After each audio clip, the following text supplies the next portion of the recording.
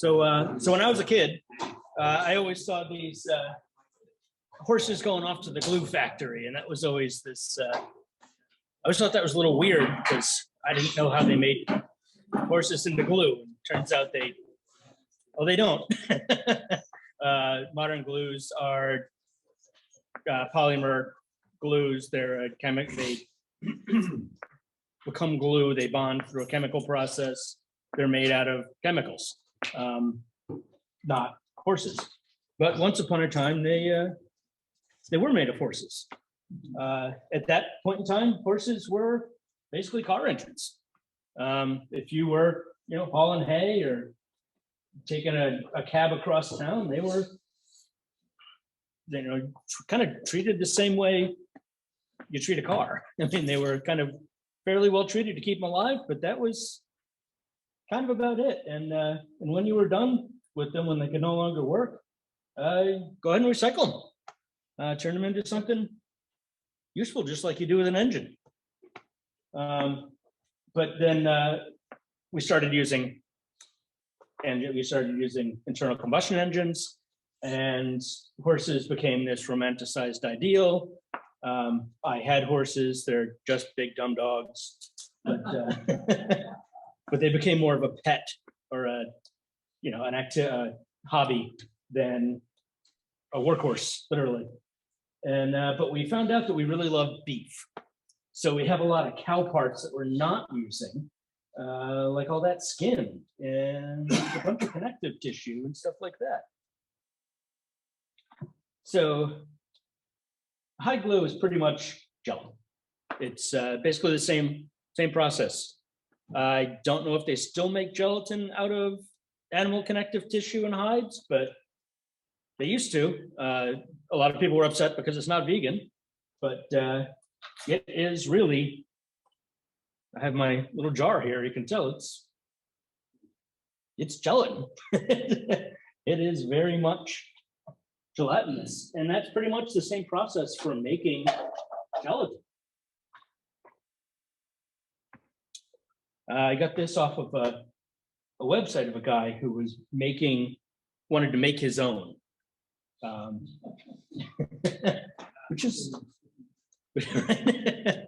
Well, I'm hoping it was an experiment, not for production use, but it worked for him. I went through the whole article, and he had. Actually, I think the previous slide, I believe that's his hide glue in his hand there. Yeah, so it's basically just took some rawhide, which is just cow hides, cut them up, boiled them in some water, heated them, and what you do is you then get rid of the waste product, the solid material, and dry out the rest, and you end up with, I forgot to bring a bag of it, but that's hide glue granules. They, you grind it all up, and you've got this, kind of coarse powder like sand. And you mix basically just mix the sand with water. It's really simple. What I've done is you just take a jar or something, put granules in it as much as you want, cover that with water, pour in water to cover it, and then just put it in something to heat it up, put it in your glue pot. And it's really that simple. And put it in the fridge because it is a food item, as I found out. So like all glues, they don't really know how it works, but the running idea of how it works is that you've kind of got, it's all these proteins. They're extracting the proteins out of the collagen, right? Or extracting the collagen out of the stuff, which is a bunch of proteins. So you've got proteins in water, and you've got them heated to like 150 some degrees. They're basically in a hot tub. So they're super relaxed. Proteins tend to be, kind of tightly wound, like the ones on the right there. But when they're warmed up, they relax themselves. And when you basically shove glue on either, or wood on either side, it kind of works its way into the fibers of the wood. And then as it cools and the water evaporates, they tense up again, and that draws that wood together and creates a super solid bond.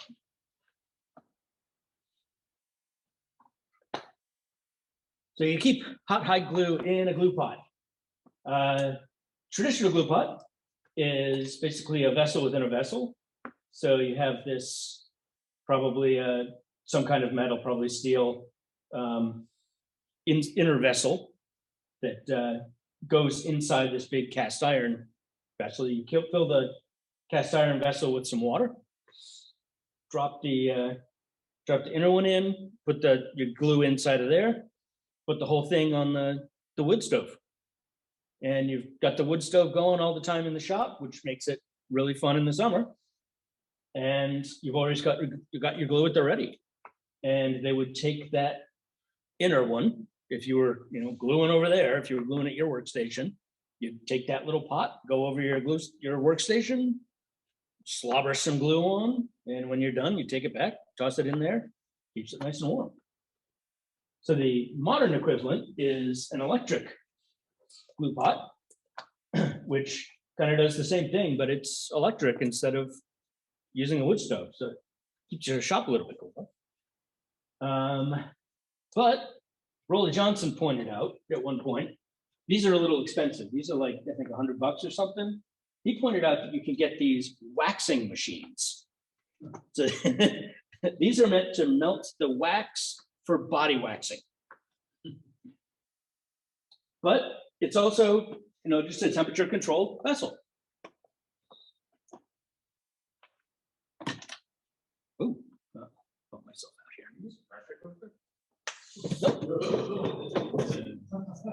That is a wax heater. There you go. This is for professional use only. So be sure you're act professional when you use it. Ironically, the instruction manual on the inside says you have to be 8 years old to use it. So if you're an 8-year-old professional, good on you. Yeah, 25, 20, 30 bucks. What's that? It says 8 years old. We know where they're made. Right. So yeah, this is, I just have a mark where it is 150 degrees, 155. And it has this little thing. I can take that to usually nearby where I'm gluing. And it's hard to tell here, but I have a little bath of water in there, and the jar of glue just kind of sits in there.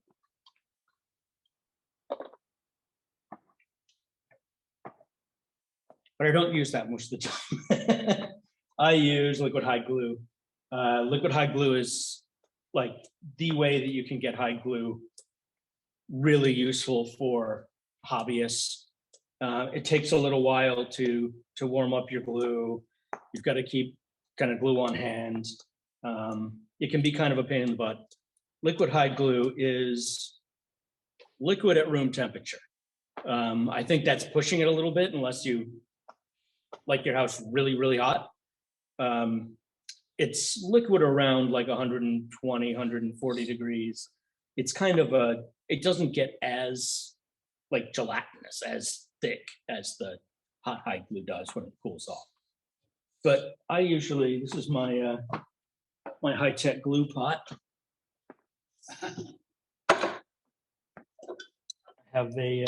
So I go fill this up with hot tap water, which is more than enough. And I have a little glue guy that I fit in there. What's really kind of cool that I like about this, and same with this, is that you've got a bath of water. It's water soluble. There we are. So I just stick my brushes in there and wash them off. Got my handy dandy toothbrush that goes in there. Always at the ready. So there are kind of two types. Tight bond has been around for quite a while. It's like hide glue and some kind of proprietary chemical magic. Then there's the old brown glue, which I think is a little newer. It's made by Patrick Leach, I think. Patrick Edwards, there we are. Patrick Leach is the tool guy out in, I think, California. And it is, in the immortal words of Chris Schwarz, made of collagen and piss. So it's regular hide glue, hot hide glue with urea, which makes it, increases your open time. Is it type bond? Do you have to heat that? I never used type bond. I think so. Yeah, I bought some and I tried to, and I hadn't heated it up, just left it at shop temperature and it's very thick and hard. Yeah, So yeah. I guess you have to heat it up. Yeah, I like to keep it a little warm. Yeah, so the old brown glue does it keeps it less tacky, and I think it acts as a preservative as well. I can keep that in my shop pretty much all the time. And the hot hide glue, if you haven't touched it in a week, if you haven't like heated it and kept it working well, it's moldy because it is a food product. It is essentially Jell-O. If you leave Jell-O out for a week, you're going to have a mess. So one of the advantages is it's invisible to any kind of finish or stain. There's always been this like contention over how much squeeze out you should have, and you need to get it just the right amount but not too much. With hide glue, I literally slobber it on. Basically, just especially with something like this where there's that shadow line, you can't really get in there and plane it away or sand it away. You have to get that spot on. With hide glue, I literally just kind of shove it in there. That's where the handy dandy toothbrush comes in. Pull your joint tight, clamp it down and all that, scrub it with a wet toothbrush to get all the kind of excess off. Good to go. And since it's Strength wise. I do like type bond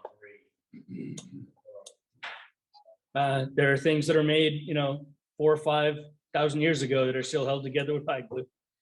So it's it's pretty sturdy. It's the same as a type bond. It's going to be stronger than the wood. So same kind of thing. There are some lighter. So as Jim was asking earlier, there's different gram strengths of hide glue, and it says what it is on it and what the uses are. I'm using a 251 gram strength, which is no, that's the kind of heavier one. That's for furniture making. It was like 170. Oh, okay. The high number is the violins and the delicate wood, that has to under tension. Right.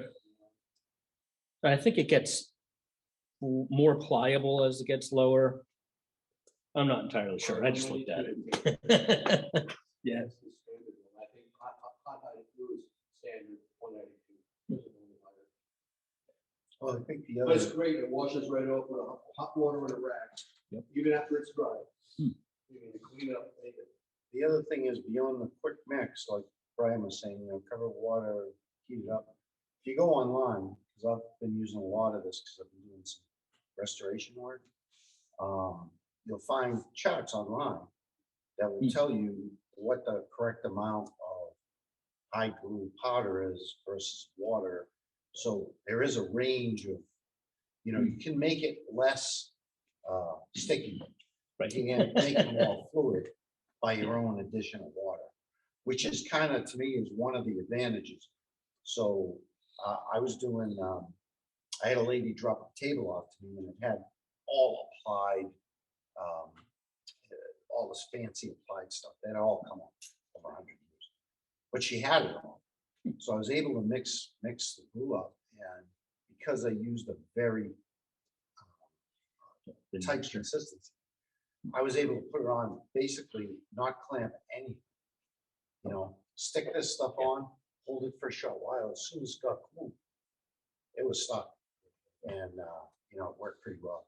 So to me, one of the big advantages is that being able to change it now. So to some things, I think a lot of things I work on, I'm not too concerned about how strong it is because it's just gonna hold, you know, a veneer on or something like that. So it gives you that opportunity to make it thinner, make it thicker. It's really kind of a nice, it's a nice way. Yeah, kind of traditionally, you just do it by eye and kind of, how thick is that? You know, the old timers would know. Plus, pretty I much do mine, exactly. I have the traditional, the new type pot, you know, that you show. Right. Fancy. And what I use is I use mason jars. Yep. So after I'm done, I put the top of the mason jar and I put it away. Next time I'm ready, I throw it in. Yeah. And I bring it back to life.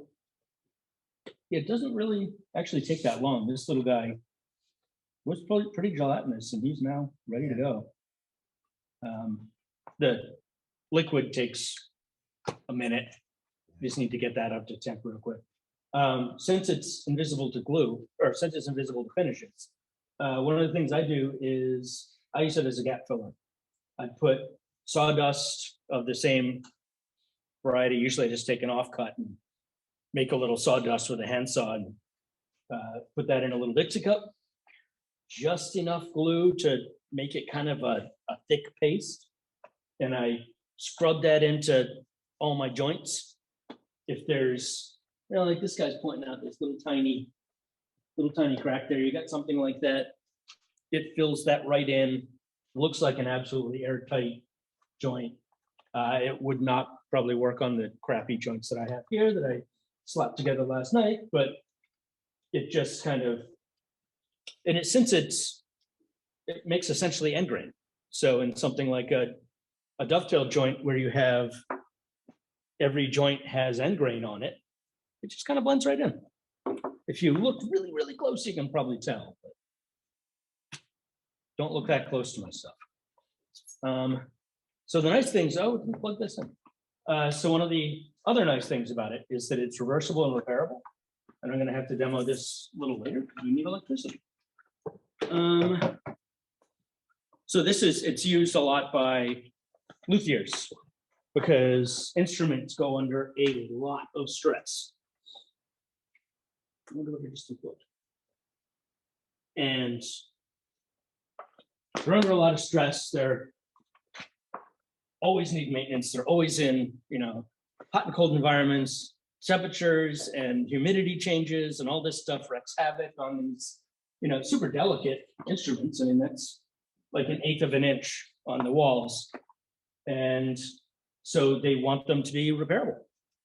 And high glue is perfect for something like that. You'll be able to take the instrument apart, do whatever you need to do to it, glue it back together, good to go. Chairs is another huge one. If you've ever had old chairs with stretchers on them, those stretchers always pop out. And if they're traditional, if they've only been using hide glue, one of the properties of hide glue is it's always hide glue. It's the only change is from temperature and liquid, you know. Yeah, moisture. Temperature and moisture are the only things that are involved. There's evaporative and cooling processes that, you know, turn it into glue, make it adhesive. And so it sticks to itself. If you slap some more hide glue on there, probably put a little hot water in the socket to kind of reactivate that glue, stick it back together, clamp it up, it'll be fine for another 100 years. Regular polymer glues, you can't do that because they have a chemical reaction. It basically becomes a plastic, and you can't glue plastic to plastic. It just doesn't work. You'd have to take the joint down to bare wood on both sides and hope that it still fits together. I was going to do a quick demo. I'll do it in a little bit. But you can actually, so one of the things with high glue, one of the bad reputation things that it's gotten over the years is that it is reversible. It's apply some heat and water and it comes apart. In my experience, that's what it takes. I use a soaking wet cloth and an iron. It makes a hell of a lot of steam. It's not like you're gonna spill a drink and your table's gonna fall apart. It's very resistant to water. Like I wouldn't use it for an outdoor project, for example, that I would use a polymer glue or an epoxy for. But most stuff that's in your home isn't exposed to extremes of temperature and moisture, so it's perfectly fine. I thought that was a question. Sizing. Something similar to what you were talking about. You can water it down. So something that's commonly done for, this is, I don't know if you can see this very well, but this is basically a butt joint. This is end grain here and long grain here. And so what I did was I took the end grain bit, watered down some glue, put that on top, let it, set it aside for 5-10 minutes, half an hour, went and had a beer, came back, and then glued it up. And it's pretty damn solid. Because it kind of, what sizing does is it kind of gets into the pores. Like the kind of aha moment for me with wood was somebody describing it as a bundle of straws. Just pretty much what it is. You've got all those pores just kind of sticking out the end there. And so when you try to glue things up, you're gluing, all these pores are just going to wick that right up. So for sizing, you're just giving it a little watered down glue, give it a little viscosity so that it can really soak in there. And then as it dries up, it clogs up those pores real good. And you can then apply your glue, and high glue glues to high glue. So it'll stick real good. Brian? Yes. You mentioned you're using a high number, real high number. Yes. Okay. What does it recommend, like how quick it sets? How much open time you have? It probably does. Because I know that the regular one, like I said, 192, it's quicker than, Type-on 3.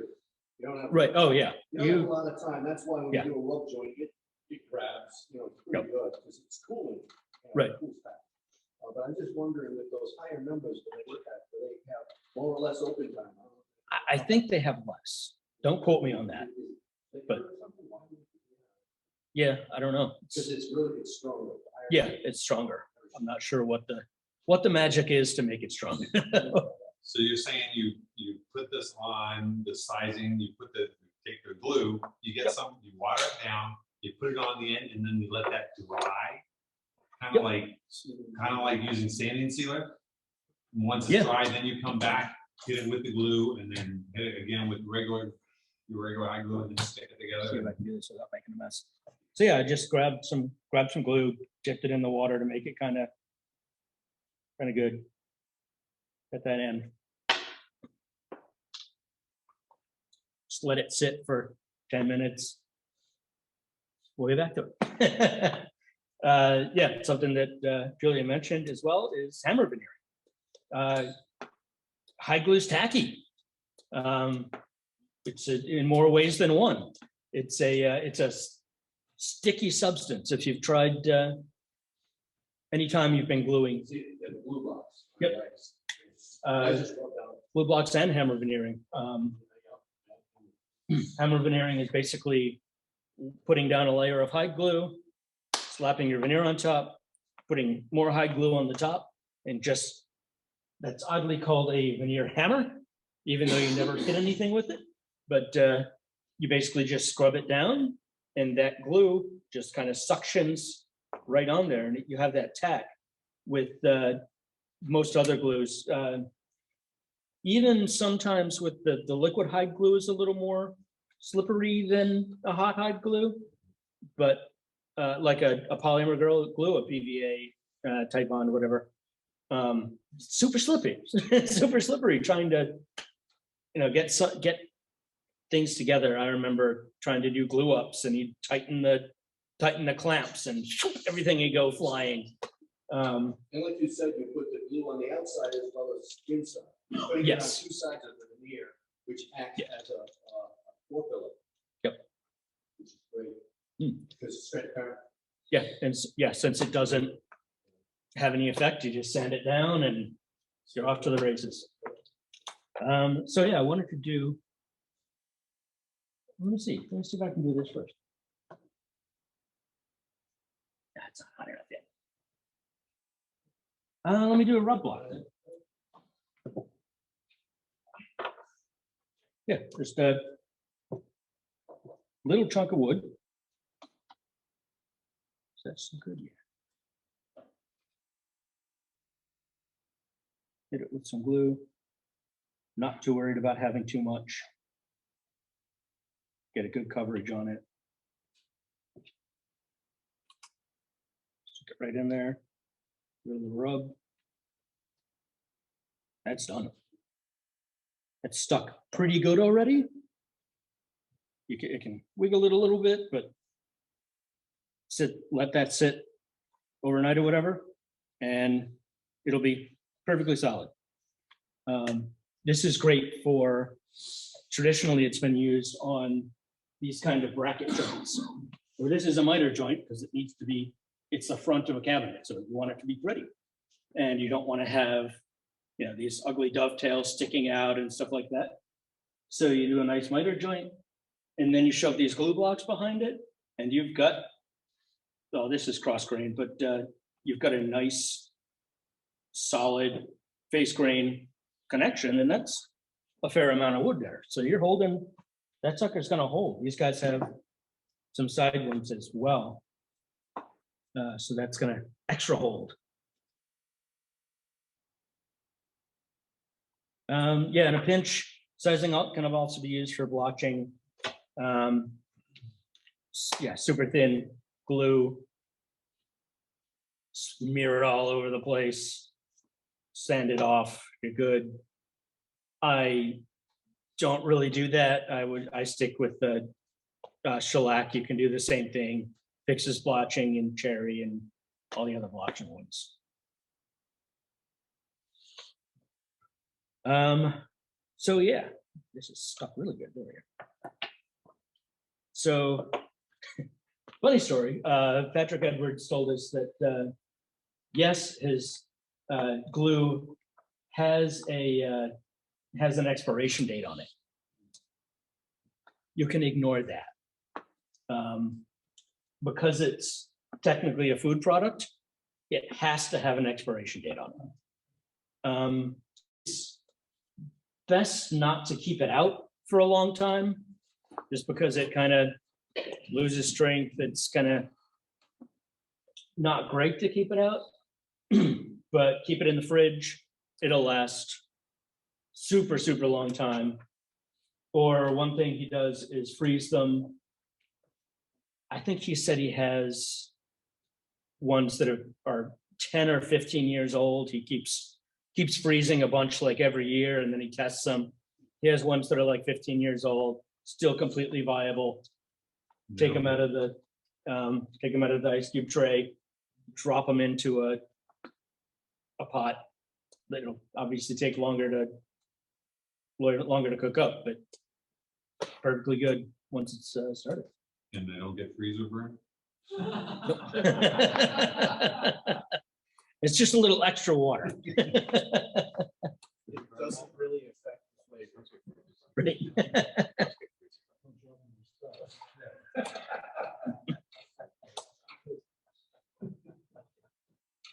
We talked about so I didn't want to be just totally an evangelist. There are some downsides. As we mentioned, it has a pretty short open time. If you're using high glue on a project, you want to have a plan, know how you're going to be gluing up, glue up in small pieces, and kind of, do a smaller glue up and glue those together to make a bigger glue up. It's kind of a pain in the butt, but really most of my glue ups aren't that big. I found most of them can be broken down into smaller segments. Liquid hide glue has a little bit longer open time, but still not nearly as good as polymer glue. Those glue up pretty quick, or have a pretty big open time. And it has a long clamp time, which is pretty much why hide glue has gone kind of out of favor. Is in a production shop. If you're, an industrial shop, you don't want to have an 8-hour clamp time. You want it to be half an hour, get it on to the next step. As a hobbyist, I don't care. I've always done my glue ups as the last thing at night. Set them all aside, come back in the morning, everything's set. Even when I was using polymer glues, because I don't trust 30 minutes, then you can handle it. Nope. So yeah, it's actually, it's becoming really popular with hobbyists for these kinds of reasons. You can reverse it if you screw something up, like I do constantly. You can reverse a joint. You can glue to other glue. This is something cool. Forgot about this one. So I made this a little while back, and it's an iPhone charger for the fancy mag thing. But I thought I'd do this kind of cool, wavy kind of design. And I got to this part down here, which is end grain onto long grain. And this little slope here, I spent like days trying to figure out how the hell I was going to clamp this thing down and have it not wobble and stuff like that. So I sized the bottom, and then I used the hot hide glue, and I was like, okay, let's just do a rub joint. Did a rub joint after 10 seconds. It was good and solid. Set it aside. Hasn't broken yet. I'm not going to put a lot of stress on it just in case, but yeah, it hasn't broken. This isn't a piece that's going to get much. I'm not going to throw this across the room or anything, so at least not yet. I do need to repair it because I found out that straight on is not the right way to do my phone, or I have to kind of look at it like that. So I need to add a little bit of angle to it. Nice part is it's hide glue. I can reverse this joint. I can. Yeah, pretty much. Well, underneath here. Yeah, just a similar piece of wood. That's not pretty. Yeah, but you would make it all one by the time you're done. Make it a contrasting color. And then it's a design choice. Yeah, well, that's the other thing. Make it prominent. Right. And only. So if you wanted to take that apart, Yes, this is what I how would would you do. it? I'm glad you asked. Put this here so I don't completely ruin the table. Oh, this is the. 'Cause if you're doing something that's flat, like a veneer, okay, All right. damp towel and Oop. an iron.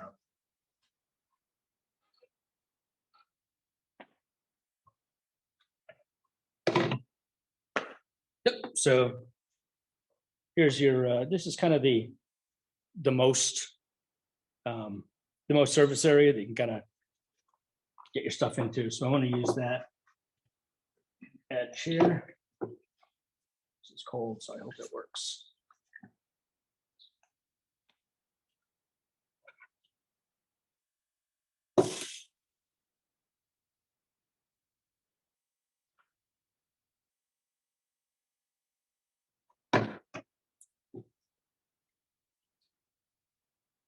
This is pretty tight to begin with. And that iron's not very hot.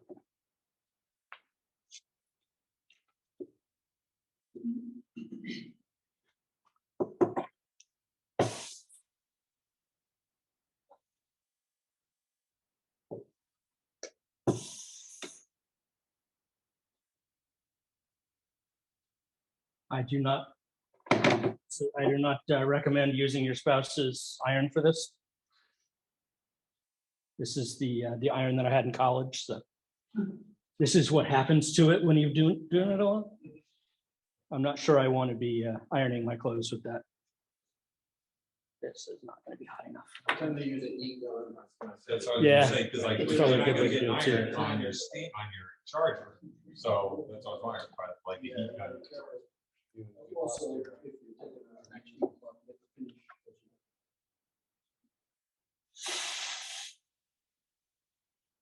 Not the steam, it's the heat itself. It's the heat and the water. Yeah. So maybe, you know, are you gonna need to do both sides, because you're only trying to do it on one side, with like. Yeah, that wouldn't be a bad idea.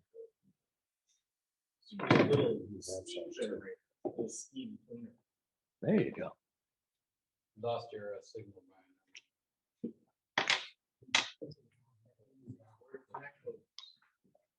Yeah, the cord gets a little loose. One of the best things about it on tight joinery, it's slippery. So you don't have a lot of time with it, but it slips together quickly, whereas on tight joinery, with the type on 3, it's water-based, it expands everything. Mm. So you gotta hammer home most of the time.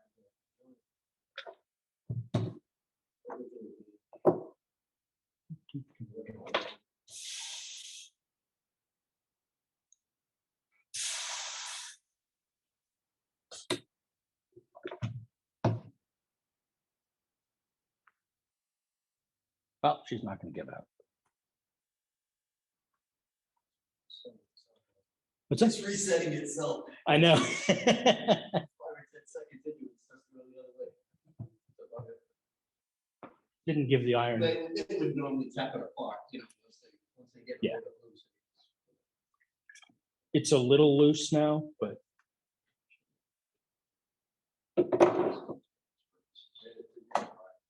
I know it was actually super tight and I had to ram it home. So it probably isn't gonna get apart without a hammer. Yeah. You have your mallet on you? So Brian, going back to the chairs that you were redoing, Yes. can you tell if the chairs, you use high glue before just by putting some warm water on it, see if the glue changes consistency or what? You could. Kind of I've got some the, little sticky chairs that I've been redoing one at a time. And so far, I've just been taking them down to bare wood and then using high glue, but I wonder if I need to do that. right. I mean, pretty much if it's that color. It's, Sorry? if it's that color, it's probably high glue. If it's, yeah. Well, these were great size.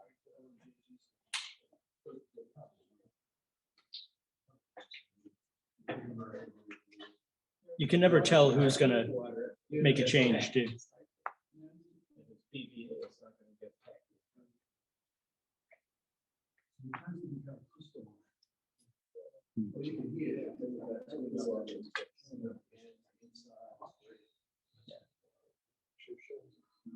Any questions? Cool. That's all. I got. See if there are any questions. Anybody here have any questions? Hit me in the chat. I don't know if you said it, when you mix the high glue granules, the time that you mix it, when you say you put it in the refrigerator, and everything, how long does it last? Where it's. A long time. I mean, it kind of goes dormant when it's in the fridge, so, If it smells bad. If it's- Yeah. If it's moldy, yeah. Hot high glue probably has a little shorter life in the fridge. I don't find it long. And I've used mine.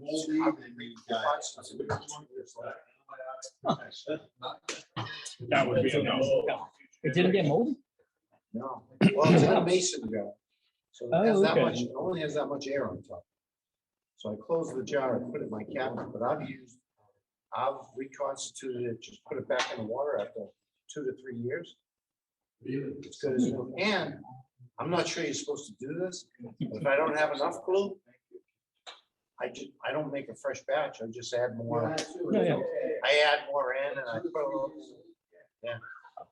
And that's what the old timers did. They just, And you cannot, I've actually taken that. Patrick Edwards leaves his burner. He leaves it on all the time. And every day he'll throw in some crack, you know, he dries it out on like a cookie sheet.